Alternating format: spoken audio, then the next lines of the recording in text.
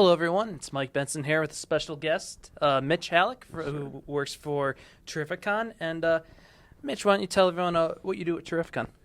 Pretty much soup to nuts, everything from booking the guests, doing the promotions, organizing the show, reading a lot of comic books and watching a lot of movies and TV, which is really cool because when I tell my accountant it's part of my job, he's like, seriously? I go, yeah, seriously. So trying to stay hip with the culture, make sure I know what everybody wants. Gotcha. How's planning going for the event so far? Planning for this year's event started the day after last year's event, and I already got 2017, so it's one of those things that never stops.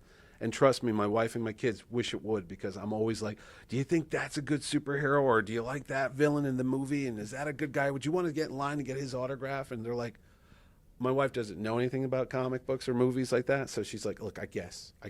What's the difference between The Flash and Flash Gordon? I'm like, oh, what? What? Did you just see that? Star Trek, Star Wars, isn't it the same? I'm like, get out. Go. Just go. Leave the kids. Go. But, that's what it's like.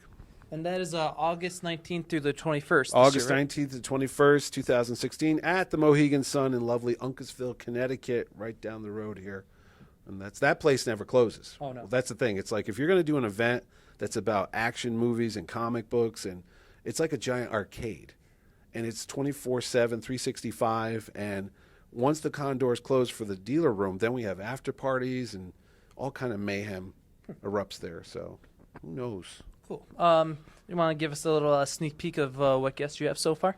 This year we have Dan Slott, because in its essence, it's always a comic convention. Okay, Deep down, Terrificon, Connecticut's Terrific Comic Con, and I emphasize comics because I'm a huge comic book nut.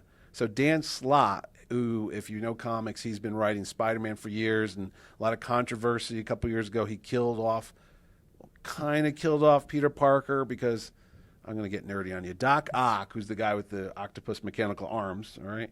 He took over Peter's body and basically killed his persona, and then Doc Ock became the superior Spider-Man, in a long story. But it was very controversial because everyone thought Peter Parker was dead. So the man behind that, Dan Slott, is going to be here. So. And Dan Slott also, he's writing Silver Surfer. Silver Surfer right now, absolutely. He brought back Squirrel Girl a couple years ago. Real cult following with Squirrel Girl, so that's popular there. Rick Hochberg, Star Wars. Marvel adaptation came out in the 70s. You know Star Wars? You've heard of that movie? Yeah, you might have seen this new one, The Force Awakens. I think it's doing okay.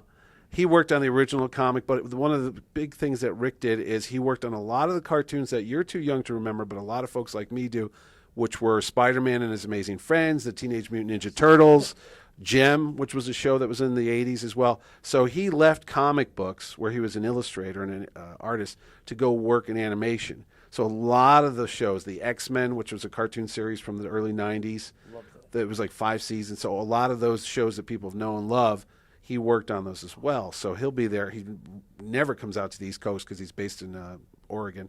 So it'll be rare to see him.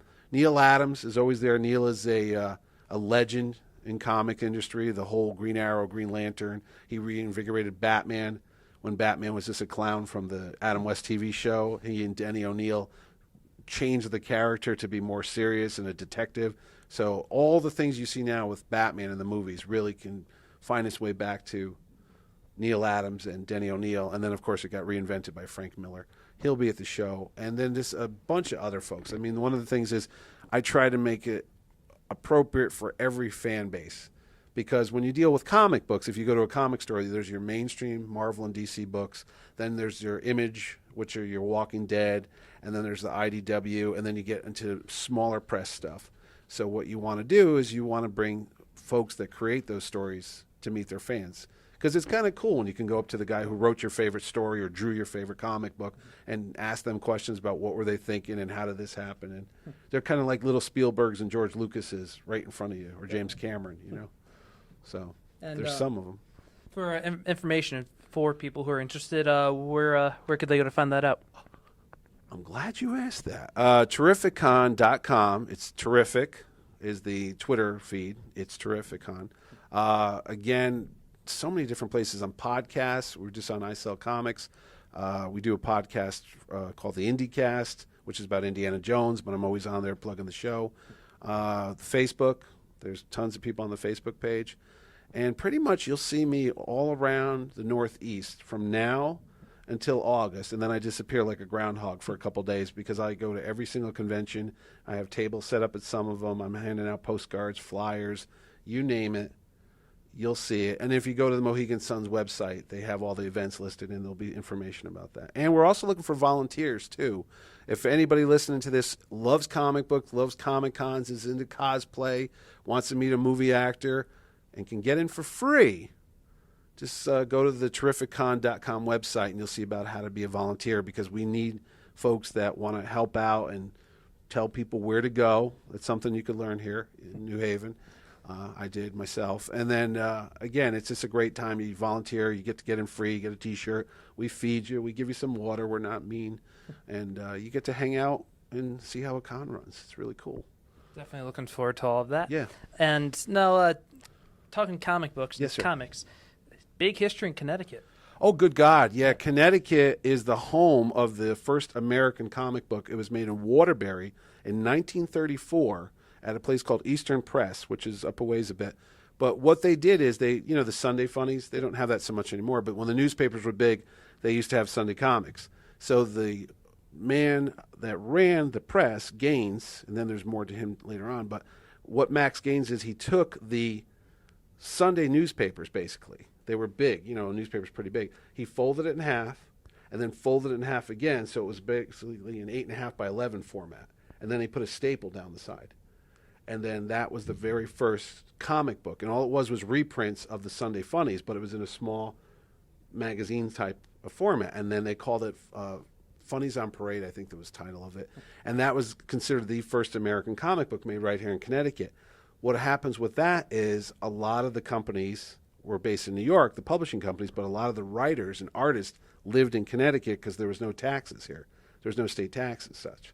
So they would work in Connecticut, not have to pay income tax, and even though they gave all their artwork to New York, they would get some tax breaks if they lived here. So all along New Haven, the train route, along 95, Greenwich, Westport, you had so many comic book artists here, it wasn't funny. It's like everybody from the folks that did Beetle Bailey to the big-time guys like Wally Wood, they all lived around this area. So, it was a mecca if you were into comic books and comic book writers and such. But Stan Lee and those guys, everybody knows Stan Lee, they were in Long Island. Yeah. But again, not too far. No. So you have this whole history of comic book people here. And New Haven itself, when I was growing up, a lot of the folks that I used to get my comics at a place called the Paperback Trader on Whitney Ave, they had Jerry Ordway, Mike Zeck, Dennis Janke was here for a while. A lot of them still lived around the area, and some of them still do. Ron Garney, who also went to Southern Connecticut State University, as I did, he is not too far from here, and he was taking art classes right over here in Earl Hall, like I was, and he's drawing Daredevil right now. So, and Garney's a great guy. He's done a bunch of comics for years, Captain America, X-Force, people know him, so. Cool. And he's big into martial arts, too. He's got a bunch of dojos around here.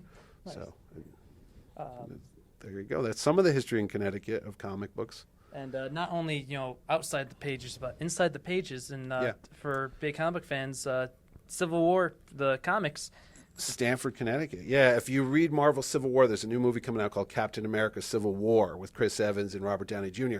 That's based on the comic book that Marvel put out called Marvel Civil War. And in that story, what happens is there's a group of superheroes that do a reality show. And they're going to go, like Cops, that show that they used to go track down perps. They're going into a place in Stamford, Connecticut, and they're doing a live feed, and they're going to capture this villain called Nitro, who basically is a walking nuclear bomb, so he'd blow himself up if things got bad. So they go in there, the bust goes bad, and Nitro blows himself up. So you have a small nuclear explosion in Stamford, Connecticut, and it wipes out a school and a bunch of things, and that's what starts the Civil War, because the government steps up and says you can't have these superpowered beings running around with masks on doing these things because people are getting killed. So the fellow that thought of that was Jeff Loeb, who's now in charge of Marvel's entertainment division. He's from Stamford. Didn't like Stamford, Connecticut, the story goes. So when it came time to pick a place to blow up, he was like, oh, yeah, let's do Stamford. So sorry, Stamford. That's what started it in the Civil War. But the movie, they changed it. So if you saw Avengers 2, they had this whole battle over some European country called Sokovia, and it basically blew up at the end of the movie. Spoiler alert.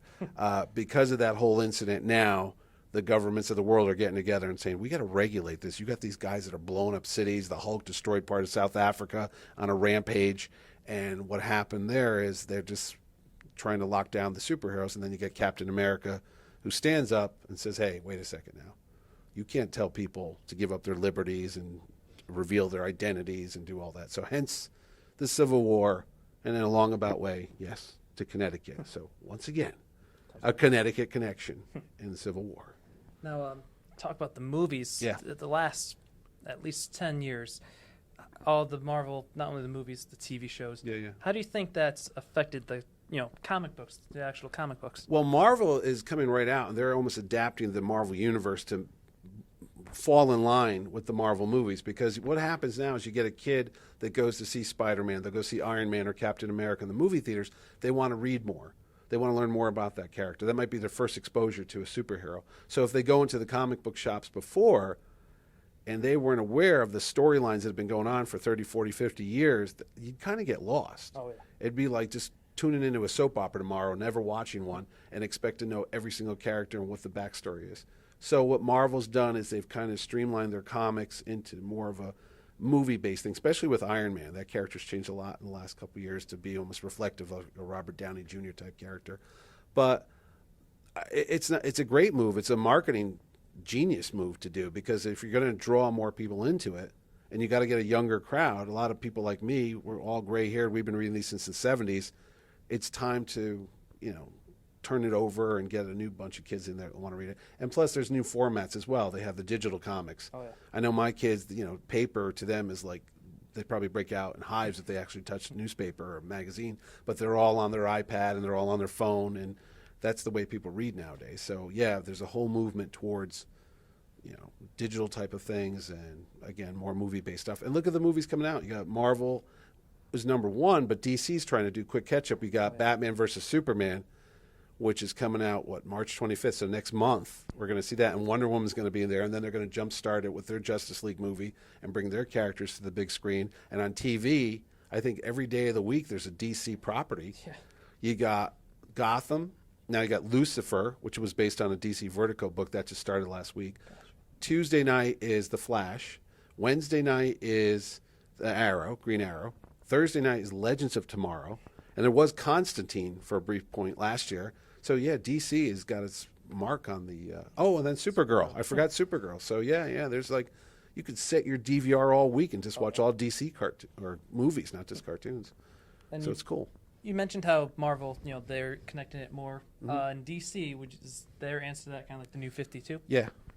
Well, DC's in the 80s, they had something called the Crisis. Yeah. And what the thing is with DC is they had multiple universes. Years ago, people would make a story like, what if Superman got married? What if Batman and Superman had kids, not together, but if they had junior Superman or junior Batman, what would that be like? And what happened to all those heroes from World War II?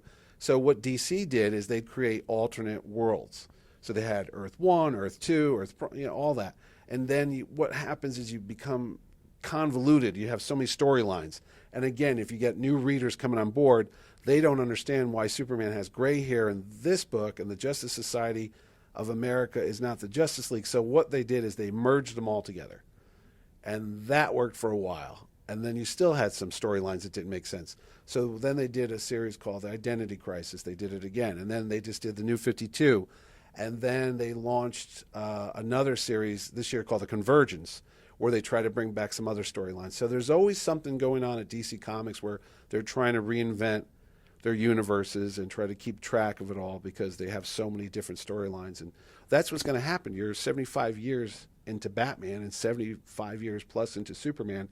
You're going to get stories that just go on and on and on, and characters that people want to know what's happened, and that's what's going on there. So I don't know if that answered your question, but definitely. DC, as opposed to Marvel, which Marvel's pretty much stayed along the same storyline, even though they had to change it around a bit, because you had Reed Richards, who was in the Fantastic Four. Well, it's great in the early 60s that he was a Korean War vet, and they were trying to stop the Russians from going into outer space, but that doesn't play in 2016 because the Vietnam War, the Korean War is, decades ago. And how can that guy be running around in his 30s if he was fighting in the Korean War. So they've changed it around a little bit too. Fantastic Four doesn't even exist anymore right now. Yeah, I don't even speak of them anymore. And it's What? Well, I should rephrase that.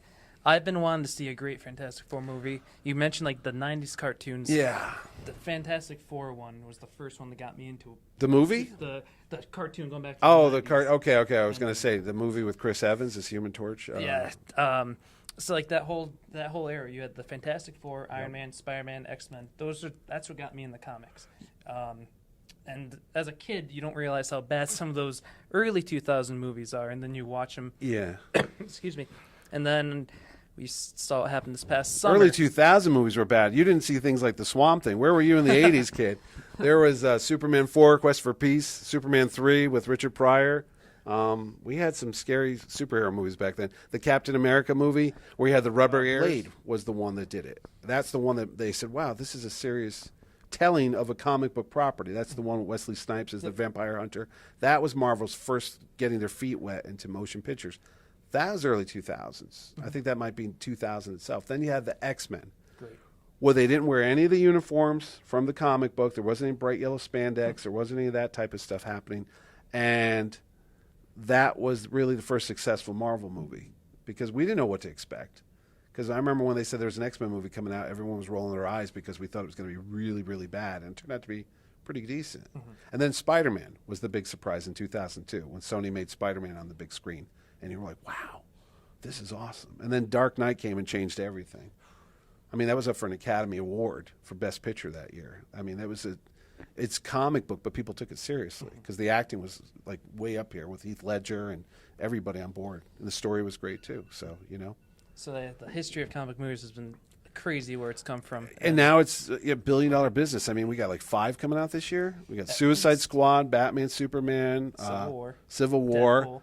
Doctor Strange, Deadpool, X-Men, Apocalypse is coming out. So, yeah, 5 or 6 movies right there. Nuts. This is crazy. I mean, I couldn't dream of this when I was a kid watching lousy Hulk TV shows with Bill Bixby and Lou Ferrigno and green body paint. That's all we had.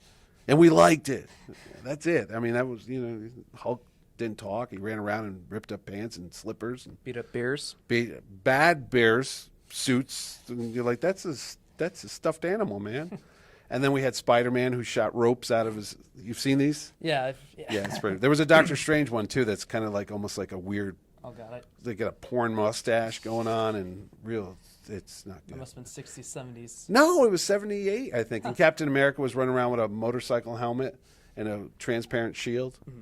Yeah. It was bad. It was really bad. I got nightmares thinking about that. So it's gotten better. So no matter how bad you think your early 2000 movies are, it was a lot worse. And with the Fantastic Four movie that came out last summer, for every one of those you're gonna get, it's looking like 5, 6 solid. I don't know movies. what that was. That whole mess, movie. And I wanted that to be good. I paid to see. I paid to see it too. You know what? I never get up during a movie, even if my kidneys are bursting, because I go, "Oh no, I'm not leaving this thing. I'm writing this thing down, no matter how bad it is." That was the first time I got up during the Fantastic Four movie, not just to go to the men's room. I walked around the lobby for a while, and that movie was only 90 minutes long. Feels like 3 hours. I know, right? And I walked back in the theater. I was like, "Yeah, okay." And they weren't the Fantastic Four for like half the movie. And then when they did become the Fantastic Four, they didn't even call themselves that. And then until the cheap nod at the end. And then Dr. Doom apparently gets clothes at this interdimension planet Zero, and it was a mess. I mean, that was just like, I don't know if you could have fixed it. I would have just thrown it in the garbage and said, let's start again. It was bad. That could have just been like the Nick Cage Superman thing, just something that never happened. I saw that. Yeah. In fact, Kevin Smith, I'm hinting towards the show, but I'm not hinting towards the show. He was part of that. There's a great documentary on right now called Superman Lives. I've heard of it. I haven't seen that. Yeah. It talks about Tim Burton's attempt to make a Superman movie in the 90s. And you've brought up the TV shows. Yeah. It's awesome to see this turn into not only movies, but TV. You got 6 different... Oh, you got Walking Dead. That's a comic book. Mm-hmm. That's the #1 show in America. It sets records every time it comes on, and that's based on Robert Kirkman's Image comic book. And I don't think a lot of people even realize that. Mm-hmm. I told my neighbor, she was all into, The Walking Dead, and I said, this is based on not a graphic novel, but a comic book. Mm-hmm. And she said, no, it's not. Because the perception people have about comic books is like, oh, no, come on, that's for kids. And then they don't realize a lot of the shows they watch, Road to Perdition, With Tom Hanks came out years ago. It was about a gunslinger in the 30s and such, based on a comic book by Max Allan Collins. A lot of the films that you see nowadays are based on a comic book. Did you see Kingsman last year? Not yet. Heard that. That was a great show, great movie, and that was also based on a comic. And iZombie, which is another show we forgot to mention, that's another comic book related show. So, yeah, this is the golden age of fandom if you want to really watch all this stuff. Definitely. And it's great too for people out there because the way the internet works, if you want to be a self-publishing comic book, this is the greatest time in the world. I mean, when I was here at Southern, I used to write a comic strip, and I used to run it off at the copy shop here, and then I'd drive around campus and I'd leave my comic strips all over school. And that's the way. There was no internet. There was no way to mass produce it. Now I could do that same comic strip at home, scan it in. I could even draw it on there. I don't even have to use paper. I could just draw it electronically. And then I could just publish it onto Facebook or YouTube or whatever the social media is. And you can get an audience around the world. And who knows, you might get a movie producer that taps you on the shoulder and says, hey, you know what, that's pretty good. And how many millions of people like it? And let's cast Jack Black in it and put it on the big screen or something like that. You could be a billionaire right in front of me, buddy. Could be. You could be the next, I don't know, Robert Kirkman. You got the beard going? I do. That I do. Yeah. You dress better than him, though. He wears a lot of weird stuff. So you got to do one better. If you want to be the next, you got to do one better. You got to be, yeah, because they already have one of them. Exactly. You already had a Walking Dead. Do something different, though. But no, this is a great time. And like you said, TV, I mean, I don't think there's enough hours in the week to watch all this stuff. There's so much on my plate, and I haven't watched any of this live. So I have, I just started Arrow. Oh, there's Daredevil. Forgot that. That's fantastic. Oh, my God. Jessica Jones. And Luke Cage. For years, they've got stuff planned out for Netflix. Yeah, it's great. Some of me, the negative person, wonders when the bubble's going to burst. That comes into my mind every now and then. You do? Because now, but, I was like, is it going to go with Star Wars? What if Star Wars, and what is that, almost $2 billion right now? So it wasn't Star Wars.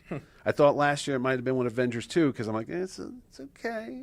It's a little long, but over $1 billion right there. So, I mean, somebody's liking this stuff. Exactly. People want it, it's going to be there. So. And then with Disney acquiring Marvel and Disney acquiring Star Wars, they know how to make sure that it doesn't go away.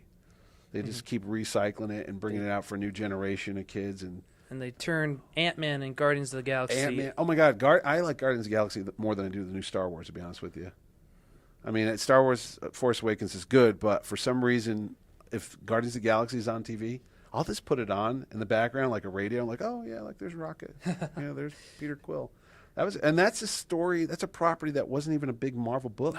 No. Ant-Man has been around forever, and he's never had a successful series, and then it still made about $400 or $500 million. Weird, right? It's crazy. And then if you even look on the kids scale, Disney XD and all the kids shows and straight to DVD cartoon movies. It's Phineas and Ferb meet the X-Men. Phineas and Ferb meet Star Wars. Avengers. I think they met the Avengers. Yeah. Geez, I mean, yeah, they did.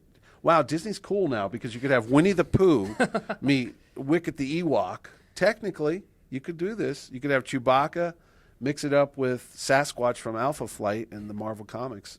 Wow, that's really weird, man. It's crazy. Right? All the stuff you dreamed on as a kid, you could now go see it in the big screen.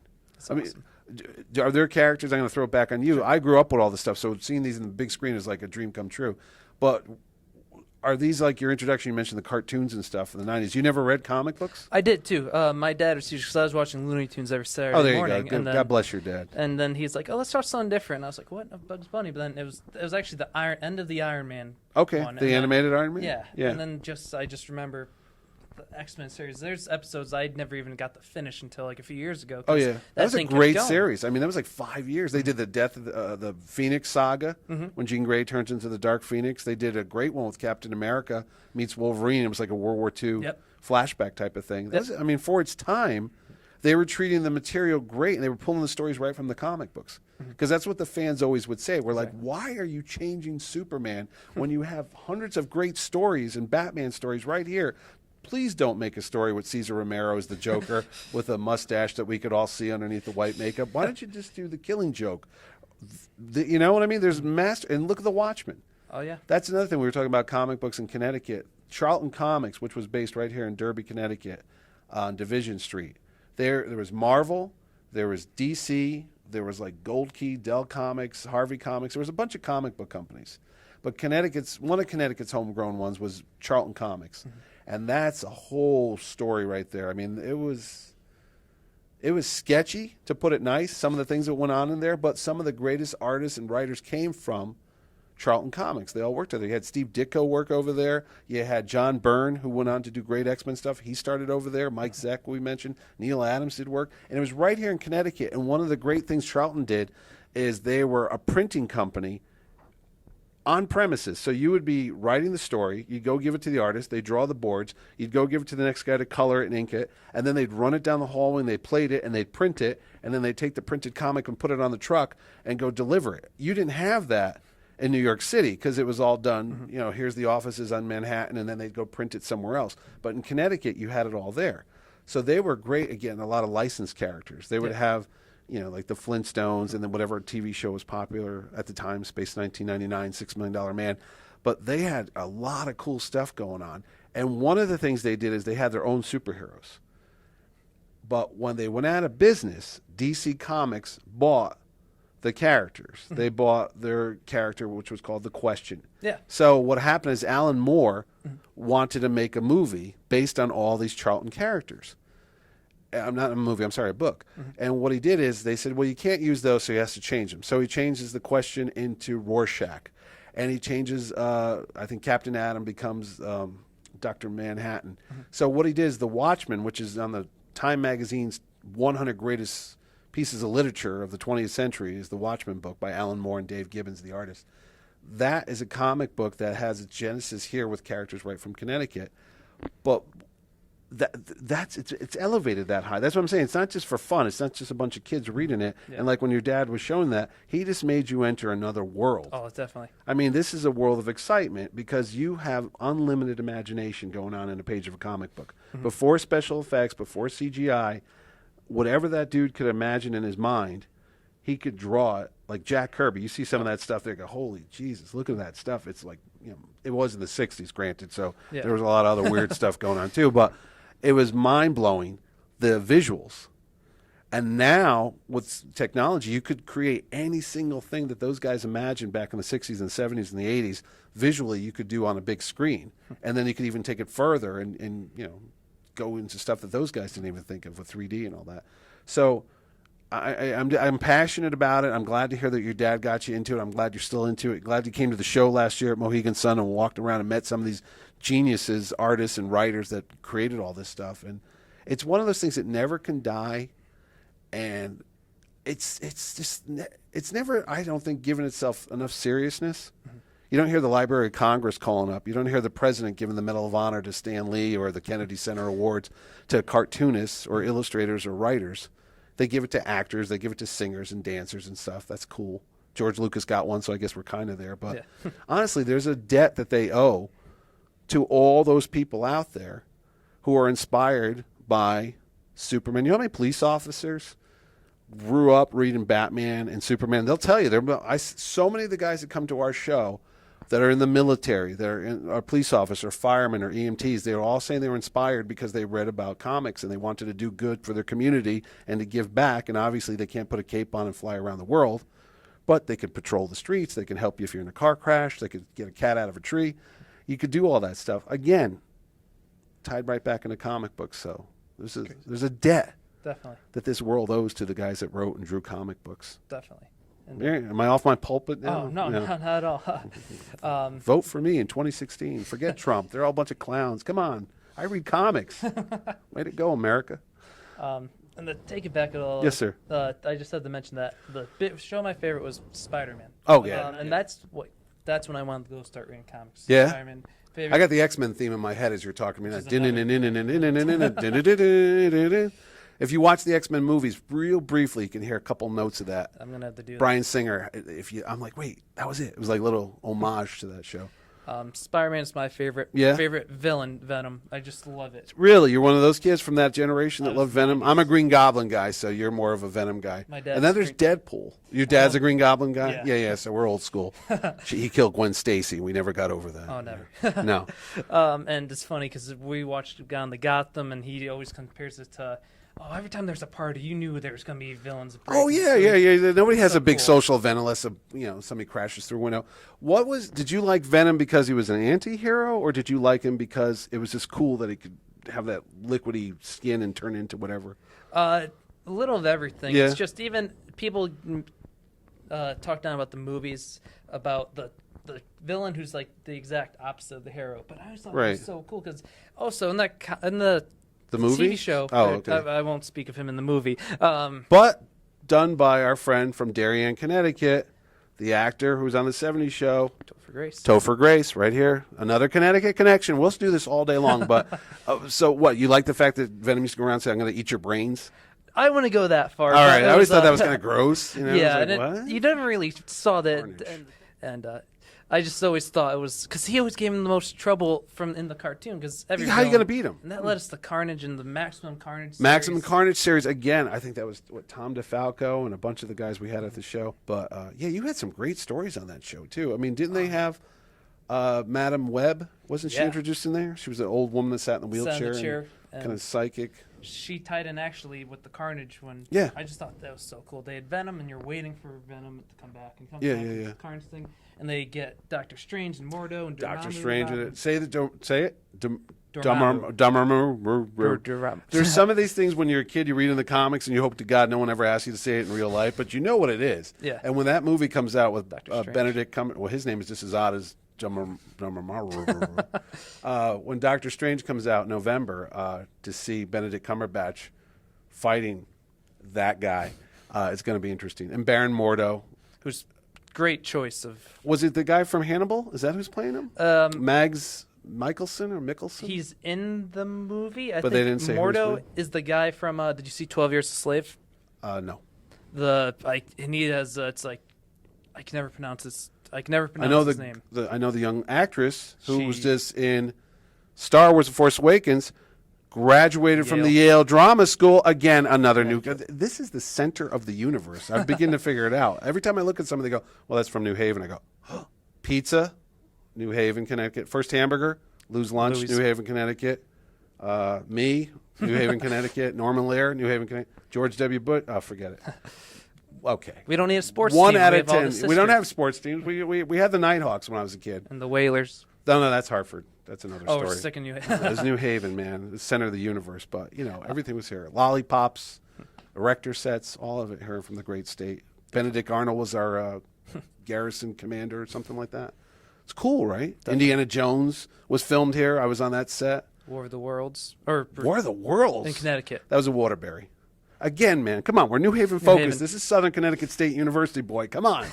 Love the Elm City, though there's no elm trees left here because they died back in the 30s. It is a great place to be. It is. It's kind of like a mini New York. That's why I always like New Haven.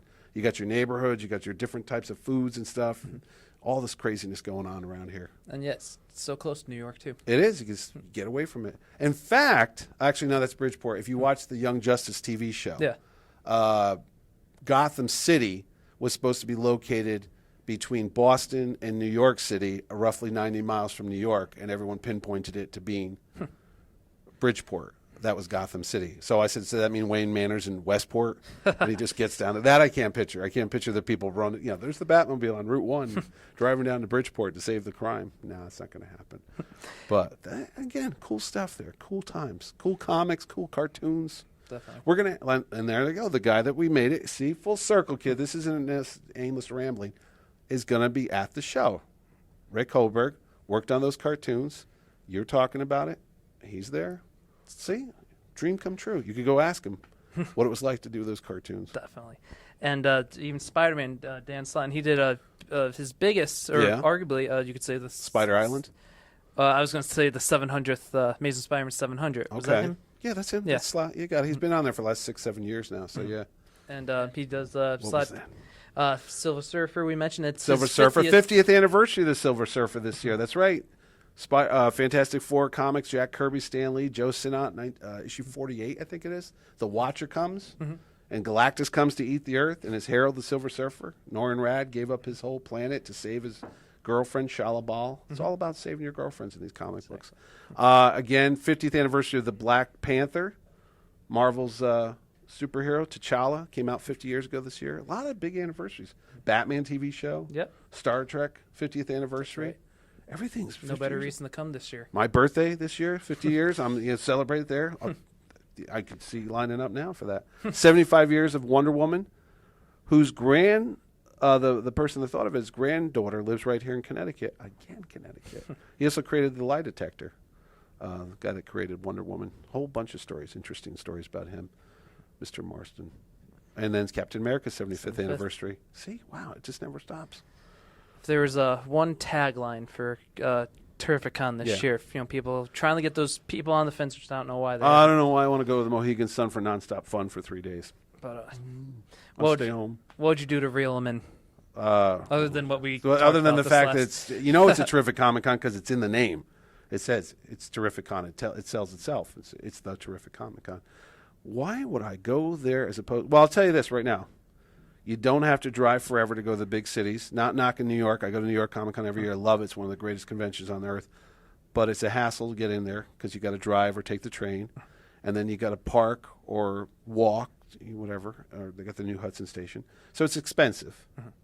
And same thing with any of the big city shows you go to. It's you got to pay to park.